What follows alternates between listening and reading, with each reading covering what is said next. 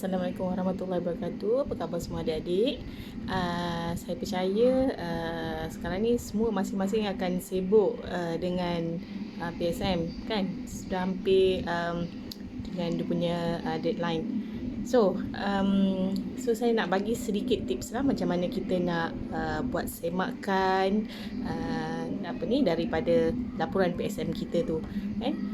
Cuba semak. Okay, pertama sekali apa yang panel akan tengok adalah berkaitan dengan objektif. Kemudian panel juga akan semak tajuk, metodologi dan hasil kajian.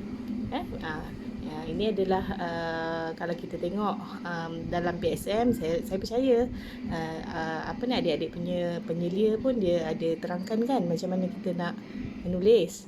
Cuma kadang-kadang bila kita dengar kita rasa senang, tapi bila kita dah buat, kita dah start menulis, jadi dia berterabur sikit.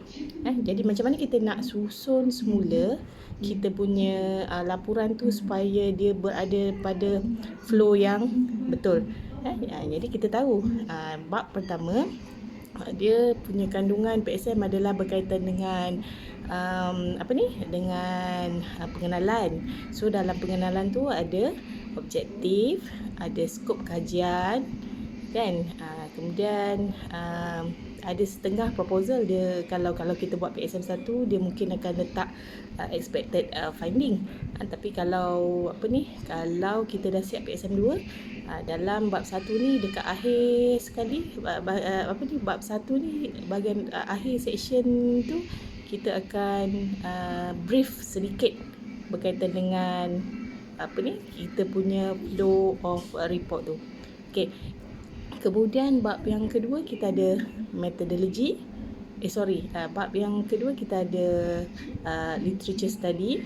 So literature study ni dia mesti reflect kita punya objektif kan. So dan bab yang ketiga kita ada metodologi. Bab keempat kita ada analisis, dan bab kelima tu ada yang combine sekali lah. Bab keempat tu analisis dan result. Ada yang buat bab 4 tu analisis, bab 5 adalah result.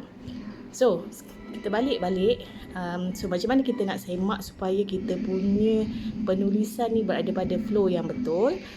Apa yang kita kena tengok adalah keyword kan. Dalam kajian kita tengok keyword. Apa keyword kajian yang kita buat. So keyword ni dia kena match antara tajuk, kemudian keyword ni juga kena ada pada objektif bab 1. Kemudian keyword yang sama juga dia kena ada dalam literature study. Kemudian keyword yang sama juga kena ada dalam metodologi dan result. So apa itu keyword? Keyword ni kata kunci.